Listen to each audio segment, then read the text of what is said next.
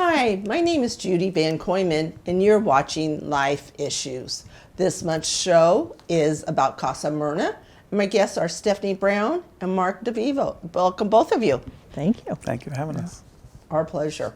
Stephanie, I'm going to start with you. How old is Casa Myrna?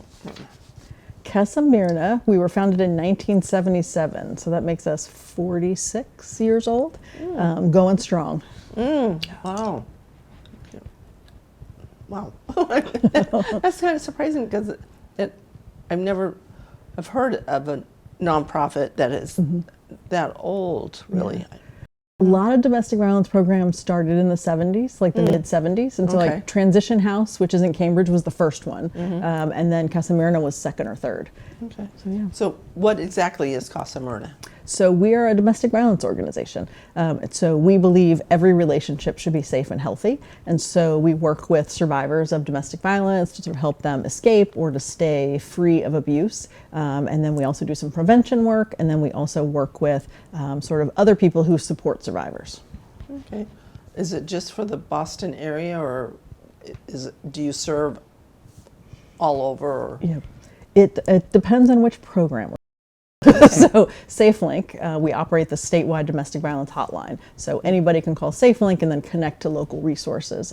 And so that's statewide. We have legal advocacy, and they represent survivors from Middlesex County. And so that's sort of their catchment area. And then Casa Myrna serves predominantly the Boston area. Okay. All right. And how long have you been with Casa Myrna? This August will be 10 years. Longest place I've ever worked in. Is that right? Yeah. Congratulations. Yeah. Very cool. But I love it so much. I can't imagine going anywhere else right now. Yeah, good. Yeah. That's good. And Mark, what is your mission statement? So we alluded to it a little earlier. Basically, we're here until every relationship is safe and healthy. In my ideal world and some others, we would like to close our doors. Casa Myrna would like to not exist, and all the other sister organizations around the state and the country, for that matter. But until domestic violence is still an issue, we'll still be around serving the population that needs to be helped. Okay. And Mark, how many survivors do you serve each year? At Casa Myrna, just about 2,000, a little bit more some years than others. And I know that's a pretty big number, and I see your expression. The fact is that Stephanie alluded to some of the programs that we offer. Program as an example. I mean, I know we're going to talk about them a little bit more. And that's men, women, and children who receive services from Casa Myrna each year.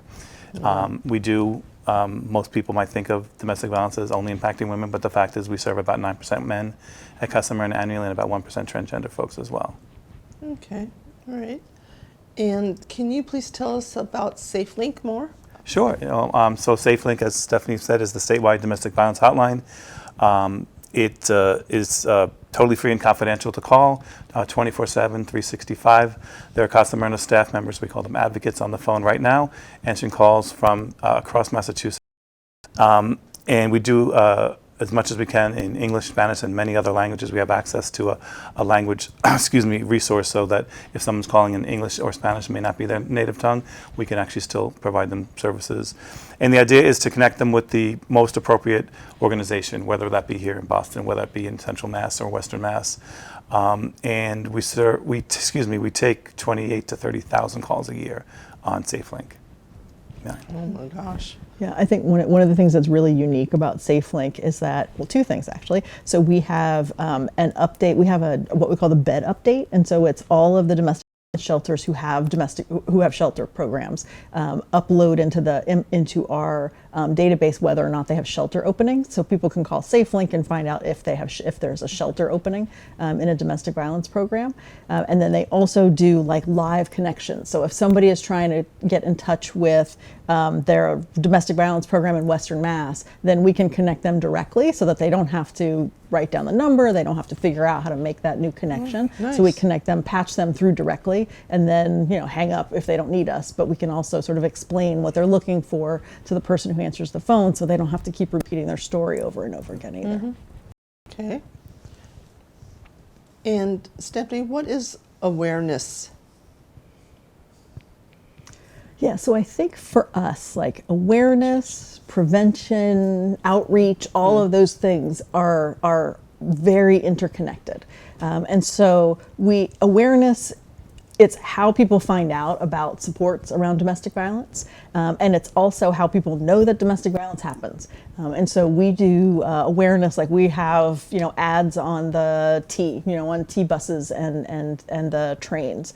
We do billboards every once in a while. Like we'll do something that we'll post on our YouTube channel. We have a that goes out every other week for folks. And so we table at events. So if there's a community health fair, like we'll come and put a table and have all of our materials and our swag and all that out there. And so awareness is really about making sure that people know where to go for help. So if you're a survivor, if you have a friend or somebody you care about as a survivor, here's where to go for help. And so here's the SafeLink number. Here's how to reach Casa Myrna. And it's also about making sure that communities know domestic violence exists. Because I think there are some folks who still don't understand it, don't know what an abusive relationship looks like. They don't know about the repercussions of it, and so part of that awareness work is also making sure that people know it exists. Lots of survivors would never say that they were a victim of domestic violence. They might just think their relationship is unhealthy. And so a lot of our awareness activities and our outreach activities are educating our community about what domestic violence is, what the red flags are, what it looks like, how to get help, how to help somebody you care about who you think might be being abused. And then the other part of awareness is prevention, because like Mark said, we've been around for 46 years. We don't want to be around for another 46. Like we really want to end this issue, and prevention is the way to do that. We have a peer leader program. So we've got young folks who are between the ages of 14 and 18 who we train full-time over the summer. They're staff just like the rest of us, on how to talk to other young people about what a healthy relationship looks like. How do you have boundaries in your relationship? How do you have high expectations for your relationships? And not just relationships with somebody who might be, an intimate partner, but friends, teachers, family, employers, coworkers, things like that. And so prevention is really about having communities understand what healthy relationships look like and promote those. And then how do you hold abusers accountable if they do act abusive? Because that's the only way. I mean, we can't serve our way out of this problem. And so we have to be available to survivors, because when you do awareness and when you do prevention, more people connect to the issue and understand, oh, I actually might need some support for this. And so, when you do awareness, you also drive people to the supports that we offer, which is great. But we also have to do that other side of it so that we end this, so that nobody needs our services anymore. Okay. And what is economic stability? So economic stability, we have found over the last many, many years that most survivors stay in an abusive relationship and afford to get out. Because oftentimes the options are, so we know there are studies that show that over 30% of survivors immediately after leaving an abusive relationship become homeless. And so, survivors know that, like when they're trying to figure out, do I leave this relationship or don't I? If they have kids, like if my options are staying in this relationship where I have, some idea of what's going to happen, and at least I know, sort of what our routines are, and I know that we're going to be fed and we have a roof over our heads. If the option is going into a homeless shelter, a domestic violence shelter, going from couch, like oftentimes survivors are like, I think I'll just stay with the abusive relationship because I don't want my kids to have to go through that, because there's so much unknown. And so economic stability is about how survivors can be economically stable so that they can be financially independent. They can afford their own housing, they can afford their own food, their health insurance, whatever it is that they need, so that they can be independent of abuse. And oftentimes when survivors go back to an abusive relationship, it's because of the economics. It's because they don't have the money to stay independent. So we spend a lot of our resources and our work with survivors helping them become economically independent. And so for some survivors, that might mean, help with first and last month's rent so that they can move into, their own apartment, and maybe some rental assistance. For other survivors, it might be helping pay off a utility bill or something so that the lights don't get shut off because they have moved out, but money is tenuous. For other folks, it might be getting English as second language class so that they can get a job that pays better. It could be for other folks like a career track job, like connecting them to an employer. So for every survivor, it looks a little bit different. And I think that's one of the things that we do well is we meet survivors where they're at. And so we sit, what do you need? All right, let's make a plan for getting there. And so really economic stability is about how can they become independent financially and stable in their lives. Okay, great. And Stephanie, what types of counseling services do you provide?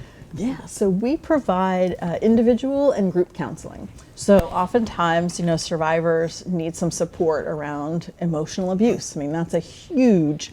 Oftentimes survivors tell us that, and in my experience, in my family and with folks that I know that have gone through it, that the emotional and the psychological abuse is far worse than the physical abuse because it gets you your identity and sort of who you are and whether you're worth love and a healthy relationship. And so when survivors are in an abusive relationship or after they've already left, that trauma is still there, that emotional and psychological trauma. And so our counseling team works with them around sort of like the recovery from abuse and dealing with that trauma sort of emotionally. So they do one-on-one counseling, and then they also do group counseling. So we're trying to do a little bit more of that, but sort of in the community so that survivors can come together to support each other. But it's a really important part for some survivors of the healing process. And with a counselor who understands domestic violence and like the dynamics and sort of what they've gone through. Okay. One thing to add, I'm relatively new to the field. I've been in fundraising for a while, but in customer and TV for just the last 2 years. Excuse me. And one thing I've learned quite a bit is what Stephanie's alluded to, that there is quite a bit of types of domestic violence. When I walked into the field, I didn't know much more than the physical. That's what makes the news. That's what might be a little bit more titillating, if you will. But the fact is that the financial, the emotional, the spiritual, there's many different layers to what domestic violence looks like. And one thing that I'll give credit to Stephanie for over her 10 years is building an organization from about a 40-person team to about 100 right now, which means that much more impact, that much more ability to support survivors. But I think it's important to reiterate the types of domestic violence go well beyond the physical, which is what the average person might know about. But I think it's important to address the emotional, et cetera, beyond just the physical. Okay, great. And Stephanie, can you please tell us about the children's services? Sure. So for a very long time, domestic violence programs focused on the adult. And so for a very long time, it was just the moms or like women. And so now we know that survivors can be men, they can be adolescents, like it can be folks who's, gender fluid. And so it isn't just women. But when we first started, all of our focus was on the women, even if they have kids. And then it took us a while to realize these kids grew up in an abusive household. Like they are also traumatized by abuse.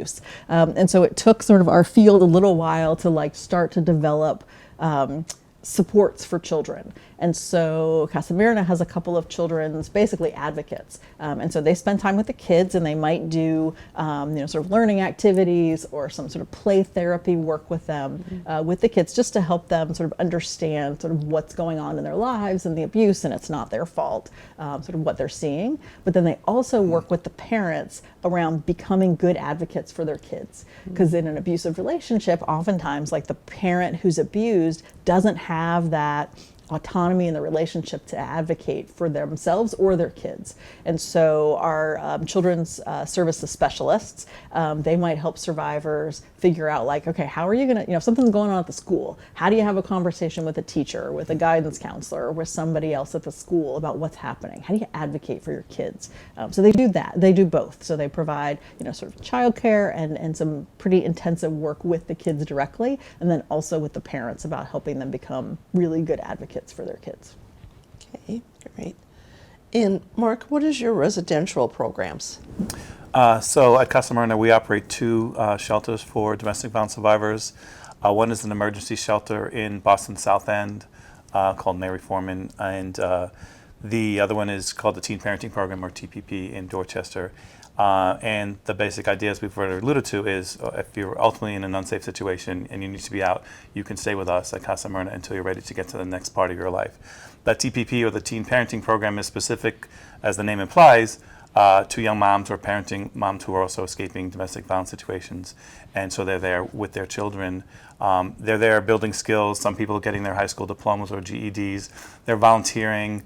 They're learning to be parents if they don't have that experience or background. And our staff is there to help them build all these skills until they're ready to be not living in a shelter.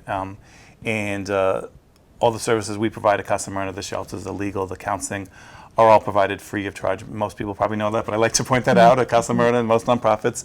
If you need help, we're going to provide you with that help, including the residential work that we do. Between the two, we have 16 beds. Is that right? I think 18. that's 18. Got to get this right. 18 beds when we're fully, all the beds are full, and common living rooms and common kitchens and things like that for our residents. Okay.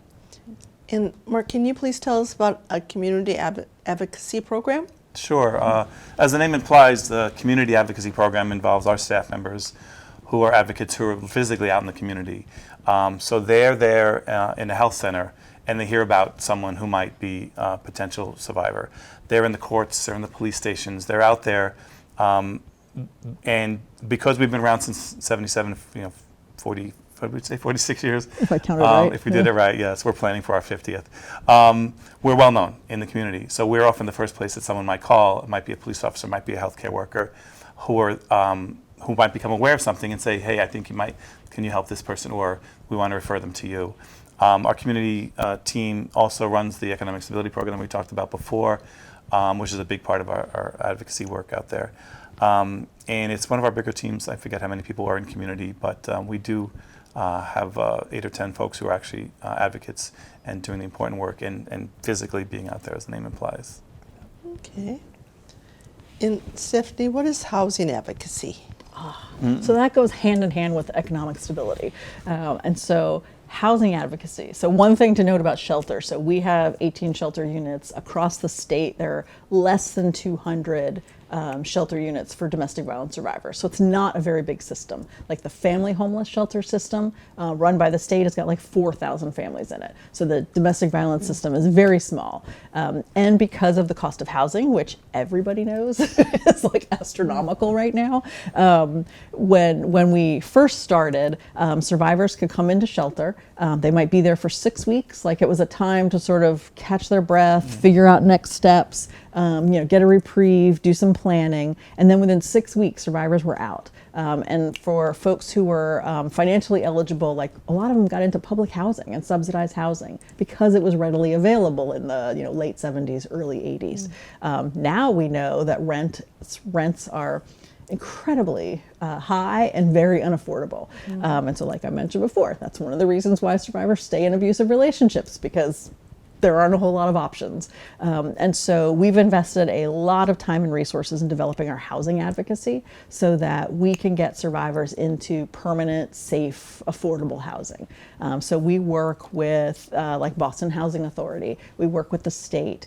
We have some money from the U.S. Department of Housing and Urban Development to help pay survivors rent for up to 2 years. And so we do that for over 100 survivors, 100 families a year. And so we've really developed our housing resources so that we can help survivors identify housing, apply for subsidies if they need it. If they're in market rate, help them afford that for at least 2 years until we can find sort of longer, more permanent affordability for them. But it's really about helping survivors figure out, like, where is it safe to live? Where do you want to live? How do you negotiate? How do you understand sort of the housing landscape, because it's incredibly complicated. And so we have a group of folks who do that. And recently we have hired some folks who specialize in working with youth. So we also work with about 50 youth every year in housing, so specifically around their needs. And so they may have shared apartments, or they may live in sort of efficiency kind of apartments. But we're really trying to figure out like what the housing needs are for survivors, and then help them meet them. Okay, great. And Mark, you have an event coming up. Can you please tell us more about that? We do. Thank you for the opportunity. So the signature event at Casa Myrna is called the Community of Conscience, and it's our 14th annual. It was a breakfast for the first 11 or 12, and then the pandemic hit. We went virtual the last 2 years, but the event still happened, and we're thrilled to be back in person this year. It's the 17th of May. It's a Wednesday morning at the Omni Boston Hotel at the Seaport, 7:30 to 9. Relatively quick program so folks can support, learn, and go on their way. Andrea Campbell will be our keynote, and we have a survivor who's going to tell her story as well. Very moving, very tough to tell. We're working with her now so that she can craft her story and be comfortable basically talking about what her life was like before she was at Casa Myrna and what she's done with us in front of 400 strangers, if you will. The website has all the information. People can go to casamyrna.org and write on our homepage and learn more about it. We'd love to see folks there if they'd like to support our work. It's our biggest event of the year. It's very moving. It's important to our work. It's important for awareness, that we talked about before. And we're grateful to all of our sponsors who signed on already and the folks who are planning to attend our event. Okay. And how much is the ticket? Tickets are $125. If folks want to get a table of 10, it's discounted to $1,000. So basically, 2 free tickets All if right. you buy a table. All right, great. And Stephanie, if anyone has any questions about anything that we talked about today, can you please give us your contact info? Sure. So the fastest way to get information is not to contact me directly, Right. but to reach out to our office.